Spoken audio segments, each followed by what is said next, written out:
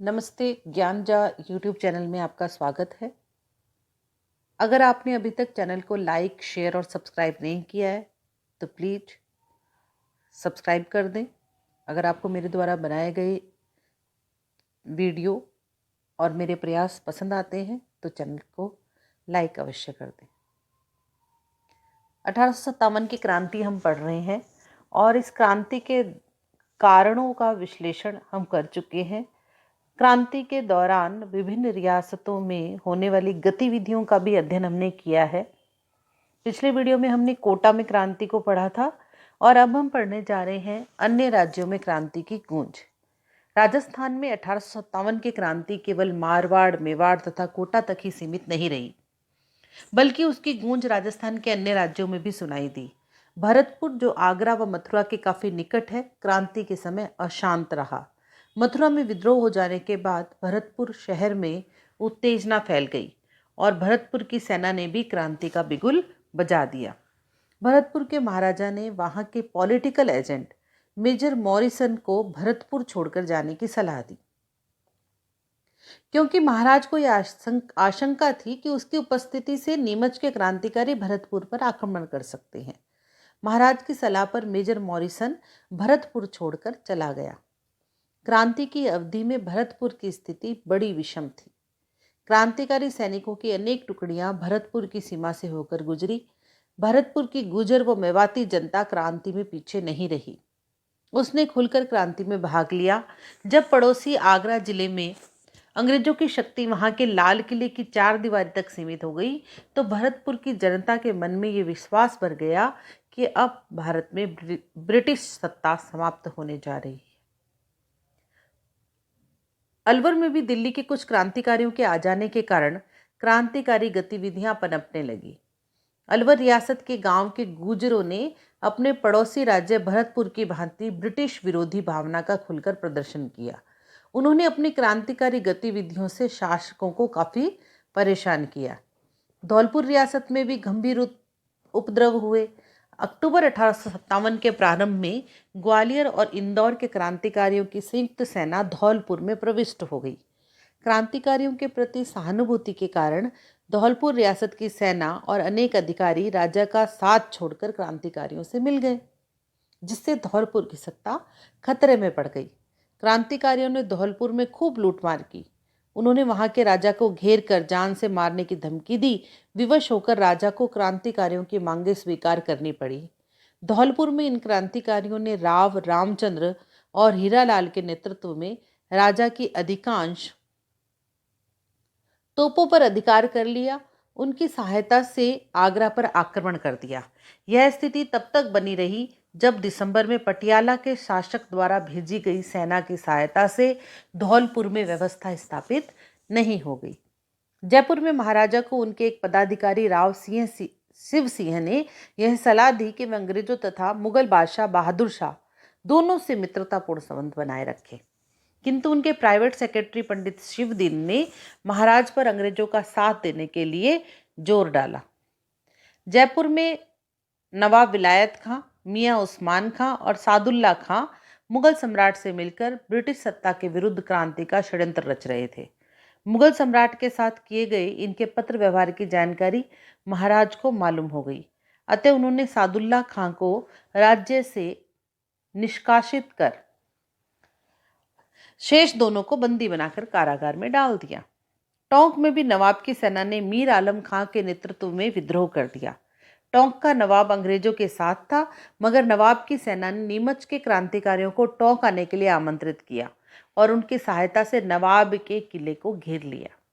नवाब ने सैनिकों को डराने धमकाने का भरपूर प्रयास किया, किंतु वह सफल नहीं हो सका। आगे देखते हैं सलुम्बर और कोठारिया का योगदान।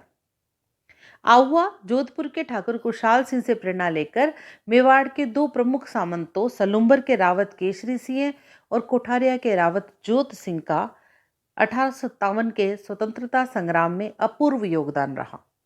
यह सही है कि मारवाड़ के सामंतों की भांति मेवाड़ के सामंतों ने खुलकर क्रांति में भाग नहीं लिया, किंतु अंग्रेजों का विरोध करने वाले क्रांतिकारी नेताओं और ब्रिटिश सत्ता के विरोधी जागीरदारों को सलुम्बर और कोठारिया के रावतों ने अपने यहाँ शरण दी। उन्होंने क्रांतिकारियों के परिवारों को भी आश्रय दिया। सलुम्बर के रावत केसरी सिंह ने आसपास के जागीरदारों को साथ लेकर आउवा के ठाकुर के स्वतंत्रता यज्ञ में भरपूर सहायता की। उदयपुर के महाराणा ने कंपनी सरकार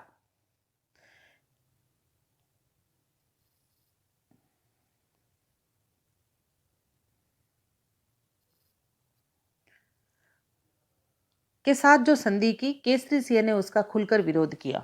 एजी लॉरेंस ने केसरी सिंह को ब्रिटिश विरोधी गतिविधियों को देखकर महाराणा उदयपुर पर यह दबाव डाला कि वे उसके विरुद्ध कार्रवाई करें, किंतु महाराणा उसके विरुद्ध कार्रवाई करने का साहस नहीं जुटा सके। हमने पढ़ा था ना कि केसरी सिंह जी ने पत्र लिख दिया था महाराणा को कि अगर आपने उन अंग्रेज अधिकारियों की बात मानी तो अंजाम जो है वो अच्छा नहीं होगा। अंग्रेजों द्वारा आउवा गांव को तहस नहस कर दिया गया था और आउवा के ठाकुर कुशाल सिंह निरीह अवस्था में इधर उधर भटक रहे थे। तब कोठारिया के रावत ज्योत सिंह ने उनको गले लगाया। उन्होंने कोठारिया में पेशवा नाना साहब और उनके परिवार को भी शरण दी और सब प्रकार की सुख सुविधा उपलब्ध कराई।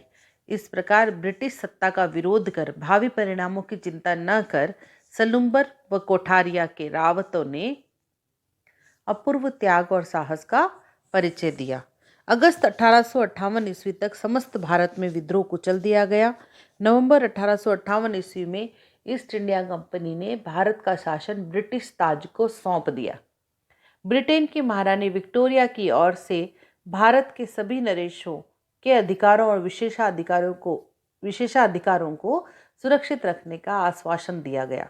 उदयपुर महाराणा ने इसका स्वागत किया और अंग्रेजों के सम्मान में भव्य दावत भी दी गई। यद्यपि राजस्थान में प्रथम स्वतंत्रता संग्राम असफल रहा, परंतु विप्लव के बाद राजस्थान के परंपरागत ढांचे का स्वरूप बदलने लगा।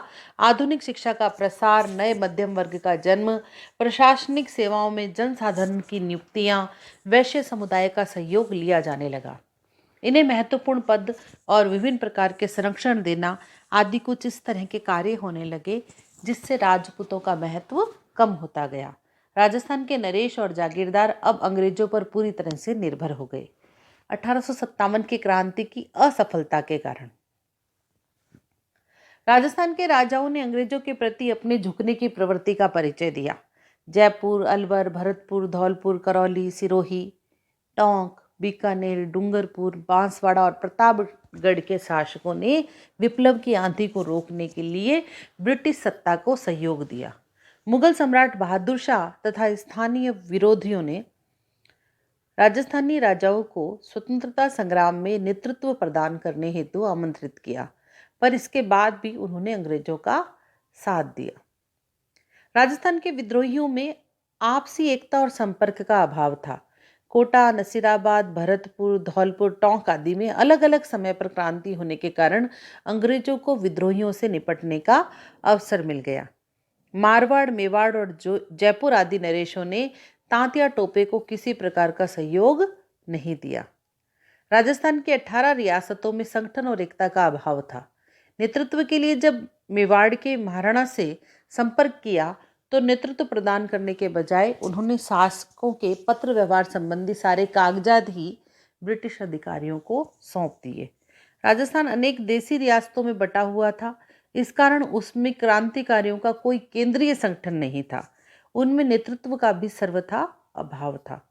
क्रांतिकारियों के बीच आपस में संपर्क भी नहीं रहा था। उनमें त्याग और बलिदान की भावना तो थी, किंतु उनमें ना तो अंग्रेजों जैसा रण कौशल था और ना ही वे अंग्रेजी सैनिकों के समान प्रशिक्षित थे। इसके अतिरिक्त क्रांतिकारियों को धन, रसद और हथियारों की कमी का भी सामना करना पड़ा। अंग्रेजों ने अन्य क्षेत्रों में हुई क्रांति का दमन करते हुए जून 1858 ईस्वी तक उत्तर भारत के अधिकांश भागों पर पुनः अपना नियंत्रण कर लिया। इस कारण उन्होंने राजस्थान में हुई क्रांति का दमन करने के लिए अपनी पूरी शक्ति लगा दी। 1857 की क्रांति की असफलता के परिणाम। क्रांति के असफल होने के बाद राजस्थान की रियासतें ब्रिटिश संरक्षण में चली गई। ब्रिटिश सम्राट ने राजस्थान की सभी रियासतों में कंपनी द्वारा की गई संधियां जारी रखी। राजस्थान की जनता पर अब गुलामी का दोहरा अंकुश हो गया। एक तो वे रियासती राजाओं के अधीन थे, दूसरा अंग्रेजों का भी उन पर नियंत्रण हो गया। परिणाम स्वरूप ये निश्चित हो गया कि निकट भविष्य में राजस्थान में स्वतंत्रता आंदोलन का कोई भविष्य नहीं है। अंग्रेजी शिक्षा के प्रसार के कारण भी लोगों में राष्ट्रीय जागृति का प्रादुर्भाव हुआ। स्वधर्म, स्वदेशी, स्वराज, स्वभाषा के फलस्वरूप लोगों में क्रांति की भावना पुनः पल्लवित हुई। इस भावना को बल प्रदान करने वालों में अर्जुनलाल सेठी, केसरी सिंह बारहट, गोपाल सिंह खरवा आदि अग्रणी माने जाते हैं। इस क्रांति की असफलता ने भावी संगठित आंदोलन की भूमिका तैयार कर दी। 1857 की क्रांति हमारी कक्षा 9 की पाठ्यपुस्तक राजस्थान का स्वतंत्रता आंदोलन और शौर्य परंपरा का पाठ 1 था, जो आज कंप्लीट हुआ। कल हम पाठ 2 पढ़ेंगे।